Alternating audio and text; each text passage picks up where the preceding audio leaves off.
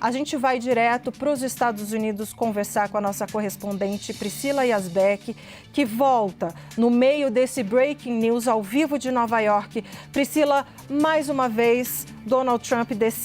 muda de ideia e decide estender a trégua com o Irã. Bem-vinda. Exatamente, Débora. A gente vinha falando, inclusive, agora há pouco, que não era possível saber qual seria a reação de Donald Trump caso essa rodada de conversas de fato fosse cancelada, já que na semana passada mesmo, Donald Trump, quando tinha sido questionado sobre essa extensão do cessar-fogo, uma possível extensão do cessar-fogo, ele tinha dado numa mesma entrevista coletiva 3 respostas diferentes, sinalizando que possivelmente ele poderia mudar de opinião até o momento em que esse prazo expirasse, lembrando que esse cessar-fogo foi aquela trégua de 2 semanas que foi acordada entre Irã e Estados Unidos no dia 7 de abril e, dito e feito, Donald Trump tinha falado que não faria uma extensão do cessar-fogo. Ele disse isso numa entrevista ontem, disse isso mais uma vez em uma outra entrevista na manhã dessa terça-feira e agora com o fim dessa segunda rodada de negociações, pelo menos por hora, Donald Trump diz então que vai estender esse cessar-fogo até receber uma nova proposta, então, do Irã e disse também que os ataques vão ser suspensos por hora. Então, isso é muito importante porque Donald Trump vinha falando, inclusive, que ele faria ataques e que as forças americanas estariam prontas para fazer algum tipo de ataque se não houvesse algum acordo. Mas, nesse comunicado, então, Donald Trump, nessa publicação que ele fez, ele fala que dirigiu, então, as suas forças militares a continuar o bloqueio e também para permanecerem preparadas para agir caso seja necessário, mas ele fala sobre a possibilidade de diálogo, então, e a possibilidade, ele falou sobre permanecer prontas, né? E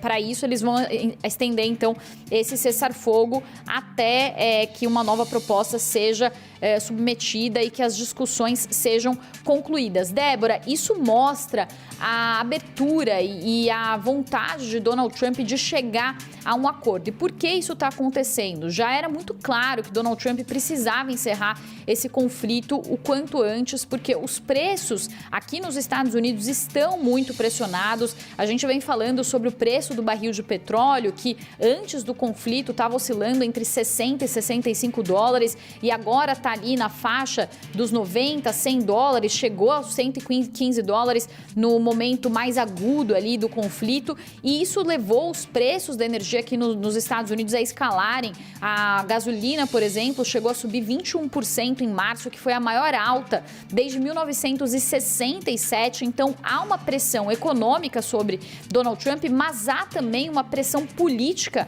muito grande, porque Donald Trump se elegeu prometendo não levar os Estados Unidos a novos conflitos externos. E Donald Trump teme muito que esse conflito seja mais uma guerra prolongada envolvendo os Estados Unidos, assim como foram as guerras do Vietnã, a guerra do Afeganistão e a guerra do Iraque. E fontes que conversaram com a CNN, inclusive, nessa semana havia uma conversa muito forte aqui, e essa conversa também surgiu em outros momentos, nos bastidores, de que Donald Trump estaria aterrorizado com a perspectiva de acontecer no seu governo o mesmo que aconteceu com Jimmy Carter no fim dos anos 80, quando Jimmy Carter teve ali aquela crise dos reféns na embaixada dos Estados Unidos em Teherã, que demorou 444 dias para ser resolvida e que fez Jimmy Carter perder as eleições para Ronald Reagan. Então, Donald Trump teme que esse conflito se arraste por muito tempo e que isso diminua ainda mais a sua popularidade, sendo que as últimas pesquisas já mostram que há uma rejeição de 60% a esse conflito no Oriente Médio. É por isso que Donald Trump anuncia a extensão de um cessar-fogo e não continua realizando esses ataques, porque se isso acontecesse, Donald Trump estaria escalando mais uma vez as tensões em meio à possibilidade ainda, talvez, de negociações. Outra informação importante também, Débora, é que os interlocutores de Donald Trump e assessores próximos a Donald Trump admitem que ele tem atrapalhado essas negociações ao fazer declarações públicas, por exemplo, dizendo que o Irã teria concordado com todos os pontos das negociações que os Estados Unidos estavam exigindo, entre eles a entrega de urânio enriquecido, a suspensão do programa nuclear e também a questão da abertura do Estreito de Hormuz. Donald Trump tem essa característica, inclusive isso está relatado no livro dele, no The Art of the Deal, em que ele tenta partir para o ataque, tenta fazer uma pressão máxima sobre o seu oponente ou sobre a pessoa com quem ele está negociando para tentar colher vantagens na negociação e tentar obter algum tipo de ganho em meio a essas negociações. E Donald Trump usou essa estratégia nesse momento, mas o que os seus próprios interlocutores disseram à CNN, segundo apurações que foram feitas na Casa Branca, é que há uma percepção de que o presidente Donald Trump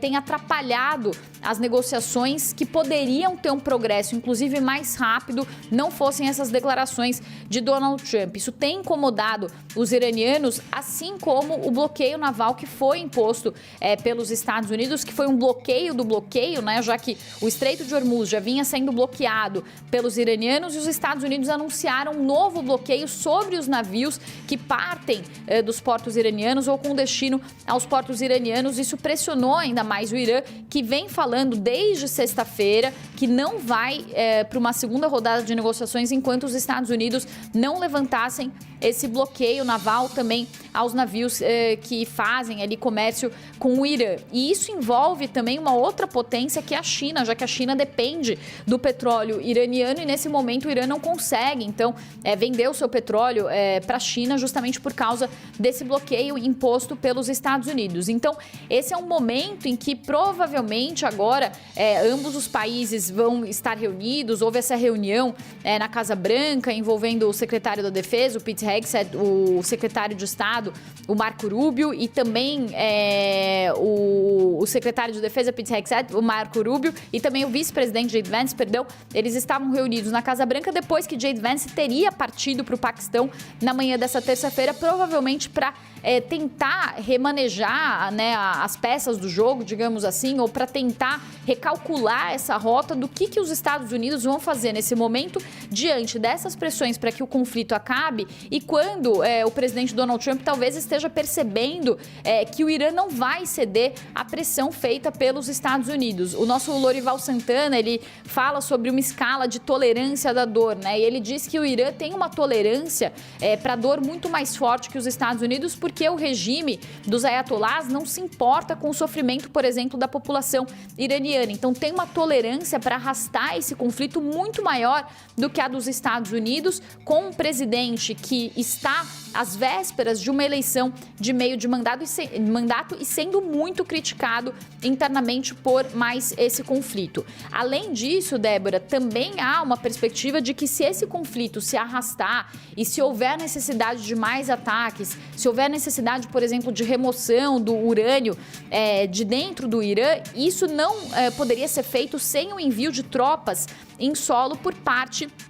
dos Estados Unidos. E aí a rejeição a isso é muito maior. Uma pesquisa da Reuters Ipsos do fim de março mostra que apenas 7% dos americanos concordam, por exemplo, com o envio de tropas em solo para o Irã. Então, isso também complica os próximos passos dos Estados Unidos nesse conflito. Lembrando que cada dia de guerra, isso segundo instituições independentes que fazem cálculos sobre o orçamento americano, lá no início da guerra, o custo dessa guerra foi estimado em cerca de 980 milhões de dólares por dia. Então, também é uma questão financeira e relacionada aos custos que o prolongamento desse conflito também implica. Então,